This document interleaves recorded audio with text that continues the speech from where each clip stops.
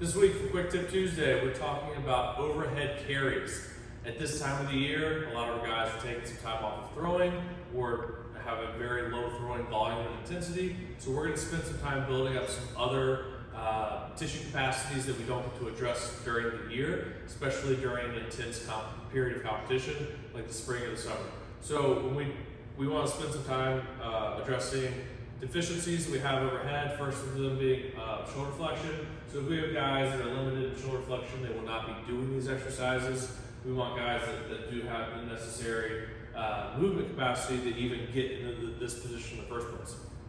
Once we establish that, we're going to start really just carrying heavier objects overhead. It's almost like an isometric for your shoulder and more of like a fully flexed position. And then there's obviously some dynamic stabilization in there as well, because you're walking, you're moving, you're trying not to wiggle or wobble too much. So we may start with something just like a plate. This 45-pound plate, and you can go as heavy as you can, really, without possibly dropping on your head would be the main concern here. We want to get in a position where our elbows are locked out, our hands are directly over our head, and we're not arching our back to get to this position. Again, if we're doing this with someone, they should have the necessary shoulder flexion, so they should be able to bring the rib cage down and in. So if we look here, I'm not going to lose any height. I'm just going to exhale.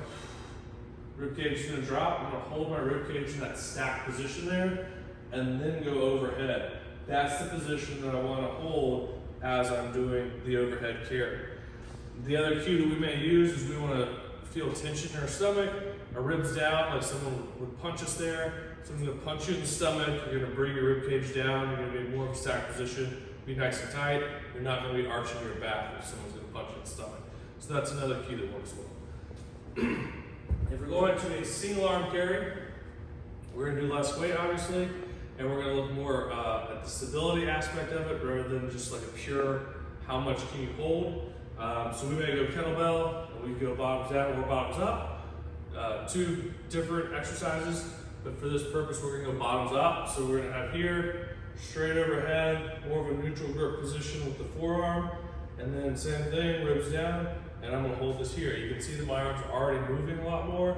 It's gonna require a lot more stability, and you should get some more dynamic stabilization with that. To the same degree, you would go to a medicine ball. Now we have a round object, basically trying to carry it like a pizza tray or a waiter would. As we go, so same idea, we're here. This is going to be moving around a lot more because it is a ball, it's circular. So a little bit less weight with that, and we're getting a little bit of a different stimulus. As we advance, we can go something heavier and offset.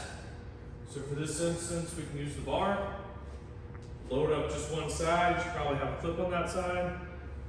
Go overhead, and now we're really stressing the opposite side oblique as well. So my right oblique here is going to be working hard to make sure that I don't tip over to the left.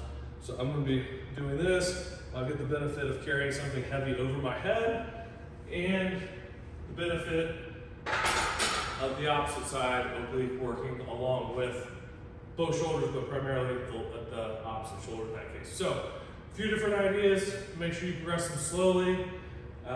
Don't start with a 45-pound bar and a 45-pound plate. That's ridiculous. Work your way up. Use some type of progressive overload just like you would with a bench press or a squat. Make sure that your ribs are in a good position the entire time you do it.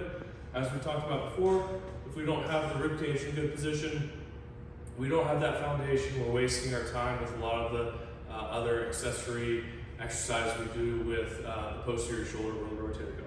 So get that rib cage in good position. Make sure you're holding that the whole time. Don't get carried away with the amount of weight you're doing.